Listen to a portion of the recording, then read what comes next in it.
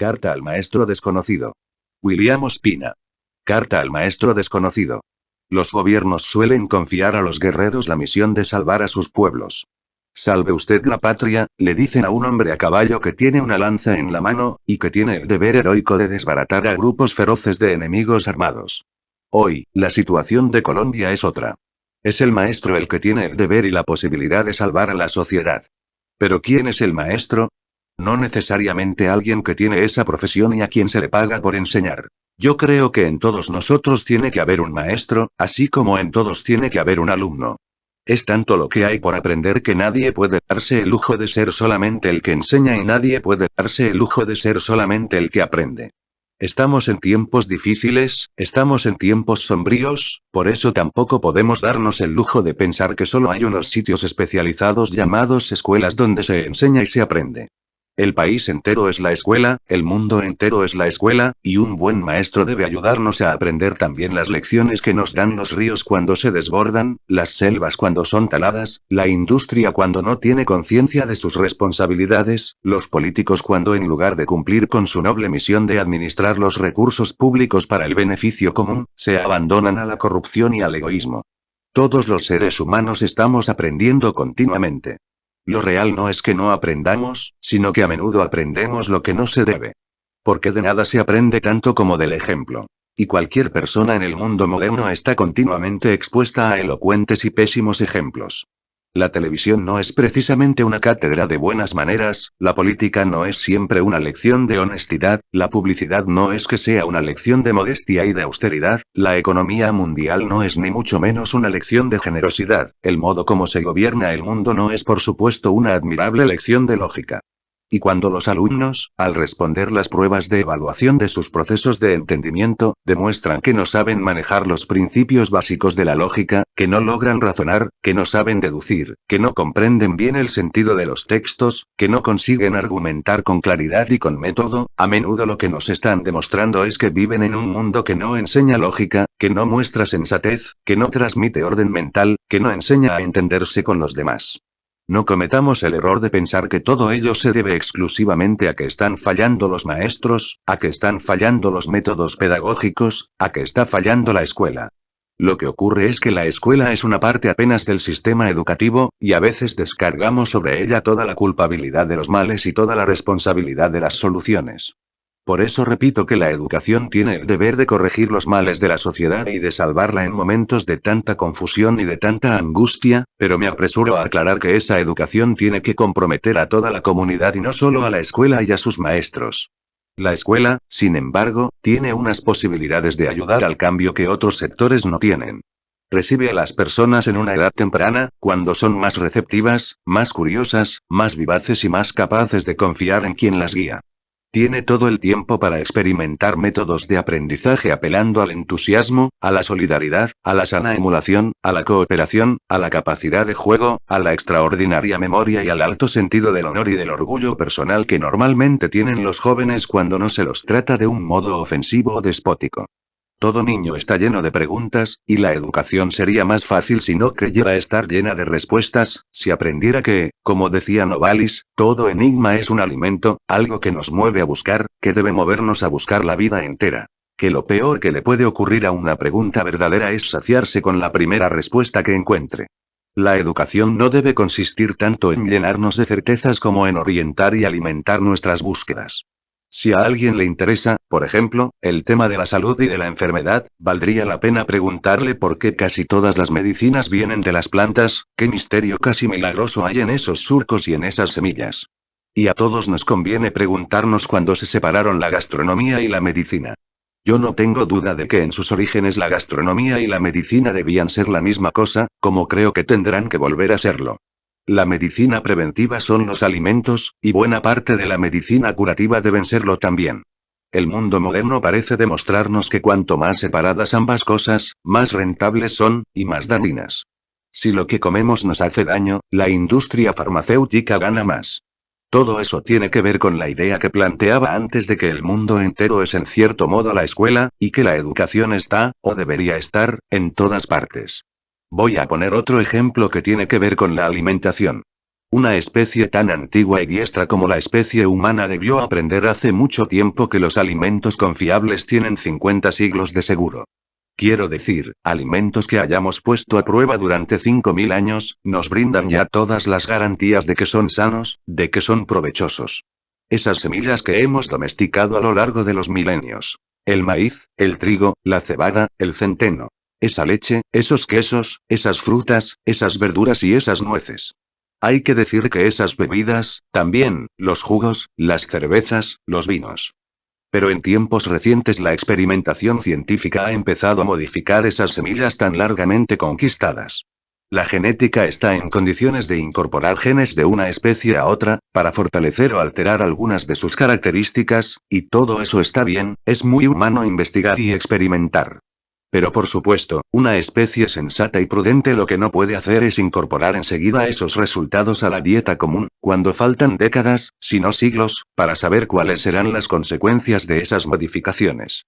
Conviene estar alertas frente a las locuras de la industria, capaz a veces de proponer que se incorpore de modo abrupto a la dieta humana un producto manipulado genéticamente, por mero afán de rentabilidad, pretendiendo que se han hecho pruebas suficientes, sin saber aún qué efecto causarán esos cambios sobre la información genética de las generaciones.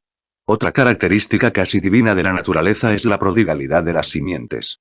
Desde siempre en el mundo cada especie derrocha sus semillas, el polen fecundo vuela en el viento, la simiente humana y animal, los mecanismos de reproducción, son de una abundancia abrumadora, y ello prueba que la principal tendencia de la vida es la voluntad de permanencia, el designio de la perpetuación, y que el principal seguro de las especies es la generosidad, la abundancia de recursos para multiplicar eso que Rubén Darío llamaba, la universal, omnipotente, fecundación. Ahora la técnica y la industria han empezado a obrar modificaciones curiosas. A inventar, por ejemplo, frutos sin semilla, con el fin de hacerse dueños de las patentes y de obligar a los cultivadores a tener que comprar las semillas de nuevo, siempre y siempre. Pretenden que haber obrado una innovación sobre los bienes de la tierra les asegura la propiedad sobre ellos, la privatización de sus dones. Nunca he visto nada que contraríe de un modo más alarmante la prodigalidad de la vida. ¿Cuándo nos cobró la naturaleza por sus semillas? ¿Cuándo nos privó del derecho a cultivar naranjas y viñedos? Yo no suelo hablar de pecados, pero me resulta difícil concebir un pecado más evidente que ese de reemplazar la generosidad infinita de la naturaleza por la mezquindad del mercado. Educación es plantear el debate sobre temas como estos, y en ese sentido, lo que hay que aprender aquí es lo mismo que hay que aprender en todo el planeta. El planeta es la escuela. Hay, sin embargo, otros campos en que la educación tiene que ver con temas locales. He oído decir que cuando un chino visita otro país, asume la actitud de que no es una persona quien está visitándolo sino que es la China misma quien viene. No sé si eso será verdad, pero me parece altamente recomendable. Cada uno de nosotros debería ser una especie de síntesis consciente de la tierra a la que pertenece. Ello significa conocer el país, su geografía, su naturaleza, su historia, sus costumbres, ser vocero de una comunidad, representante de una tradición y de una manera singular de estar en el mundo. Y claro que en los tiempos que corren conviene que cada ser humano sea de algún modo el mundo, que represente a la humanidad, sus memorias y sus valores, sus recursos y sus esperanzas, y la educación debería ayudarnos a tener esa alta conciencia de nosotros mismos y del mundo al que pertenecemos. La principal característica del ser humano, lo que lo diferencia de todas las otras criaturas, es su capacidad de aprender. Algunos animales son capaces de adiestramiento, de asimilar conductas, pero la mayoría tiene incorporada una información instintiva que solo le permite sobrevivir y repetir un modo de estar en el mundo. La abeja fabrica miel y nunca se le ocurrirá fabricar otra cosa, la hormiga innumerable saber retacear las hojas y alimentar con ellas al hongo que alimenta su hormiguero, este felino sabe cazar antílopes y este hipopótamo sabe refrescarse en el agua, esta araña sabe tejer su malla exquisita y este castor sabe hacer diques con leños, pero solo el ser humano es capaz de aprender y de innovar.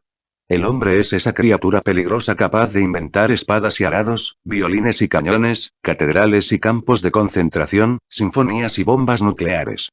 No sé si somos plenamente conscientes de que nuestra capacidad de aprender es a la vez nuestro principal privilegio y nuestro principal peligro. Que los recursos con que construimos nuestra civilización, el lenguaje, el Estado, la técnica, la ciencia, el pensamiento, la disciplina, también pueden servir para construir nuestro infierno. Somos hijos de la naturaleza, pero somos distintos del resto de la naturaleza, andamos buscando como ninguna otra criatura, y si se puede esperar de nosotros lo peor, también es un consuelo saber que se puede esperar lo mejor. Aprender, es en primer lugar aprender la lengua, porque solo en el ámbito de la lengua se da nuestra habilidad para interpretar el mundo, entenderlo y transformarlo.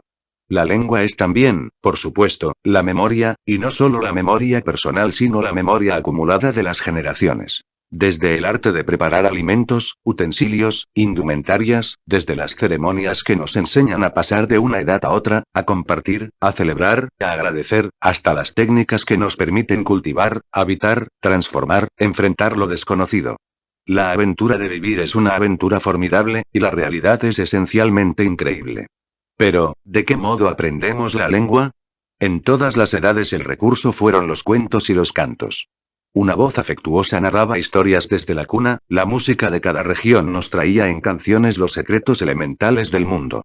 No tengo la certeza de que los cuentos y los cantos sigan acompañando desde temprano a los seres humanos. A lo mejor la letra escrita, la letra impresa, logran reemplazarlos, pero yo dudo que las pantallas de televisión y los llamados métodos audiovisuales logren introducirnos de la misma manera en los secretos del lenguaje, que no son solo secretos del sentido sino secretos del sonido, del ritmo, del afecto, de la identificación. A través de esas palabras cordiales escuchadas temprano aprendemos a sentirnos parte de una comunidad, de una manera de ser, y eso solo lo da la compañía de otros seres humanos. Como decía Juan de la Cruz, mira que la dolencia de amor que no se cura, sino con la presencia y la figura. Pero hemos entrado en una edad donde solo parece atendible lo que está lejos. El que habla a nuestro lado resulta menos importante que el que llama por teléfono, los cuerpos parecen estorbar. Los fantasmas, las señales, las meras voces, resultan más cómodas. Hay quien piensa que la educación consiste principalmente en proveernos de información. Algunos llevan más lejos su fe y piensan que la educación debe llenarnos de conocimiento. Aunque es un error creer que aprender es memorizar, los exámenes a menudo solo ponen a prueba esa facultad humana. Se cree que lo que no se recuerda no se sabe. Pero si uno recuerda algo, ¿lo sabe de verdad? Parece exagerada la frase de Nietzsche: solo sabemos lo que sabemos hacer, pero es interesante y desafiante. La educación formal a veces hace pensar que las matemáticas, que la física, son un conjunto de fórmulas para ser memorizadas. Pero esas ciencias exigen mucho más que memoria, exigen que seamos capaces de razonar, de analizar, de resolver los problemas de muchas maneras distintas. Las pruebas evaluadoras de nuestra educación nos revelan que no estamos aprendiendo a razonar, ni a argumentar, y ni siquiera a entender lo que leemos. Y se cree que no tenemos pruebas que permitan evaluar cuánto estamos aprendiendo en términos de convivencia, de respeto por los demás, de incorporación de valores éticos, de cordialidad con la naturaleza, de pertenencia a la comunidad. Yo me atrevo a decir, con tristeza, que esas otras evaluaciones de nuestra educación sí existen. Son los índices de criminalidad, los niveles de corrupción, los índices de violencia intrafamiliar, los incontables procesos que se acumulan en los juzgados, el auge de la delincuencia, el tono de los comentarios en los foros públicos. Gracias a un vasto proceso de reflexión hemos identificado algunos problemas que es urgente resolver en los procesos educativos.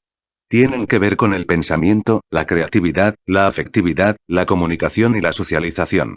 Enseñar a pensar por sí mismo requiere el reconocimiento respetuoso de la dignidad y la importancia de quien aprende. La ciencia, decía Stanislao Zuleta, exige argumentación y demostración, y solo se le demuestra algo a quien es nuestro igual. A alguien inferior se le ordena, a alguien superior se le suplica, solo al que es igual a nosotros se le argumenta y se le demuestra. Por esto el desafío principal en el campo del pensamiento y de la argumentación es el respeto por la dignidad de aquel a quien enseñamos o con quien dialogamos. Todo autoritarismo forma seres sometidos o resentidos, nunca seres libres e iguales. En el campo de la creatividad el principal aliado es el arte. Resolver los problemas de un modo original y armonioso requiere un sentimiento de lo bello, un sentido del ritmo y del equilibrio, y conciencia de que los procesos deben ser placenteros. Para que sea artística, la educación debe proporcionar placer y entusiasmo. Debe tener el rigor de la perfección y la alegría del juego.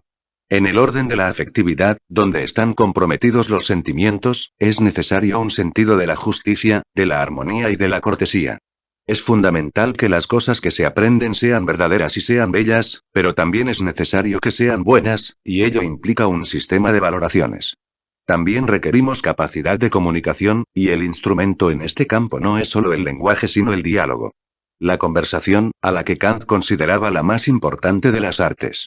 Y por último, el propósito de todo proceso educativo no es solo crear seres humanos libres, lúcidos, armoniosos y expresivos, sino seres con un sentimiento profundo de pertenencia a una comunidad. La competitividad extrema estimula el egoísmo, los ejercicios de cooperación estimulan nuestra conciencia de que necesitamos de los otros, fortalecen nuestro sentido de comunidad. Tal vez los contenidos de la educación, siendo tan importantes, son secundarios. Tal vez lo que más necesitamos es una filosofía de la educación, una actitud, un método, y sobre todo un propósito. El propósito de la educación no puede ser hacernos exitosos y rentables. Eso limita la educación a la formación de operarios sin gracia y sin valores, nos hunde en el peligro de creer que allí donde hay éxito individual se ha cumplido la misión.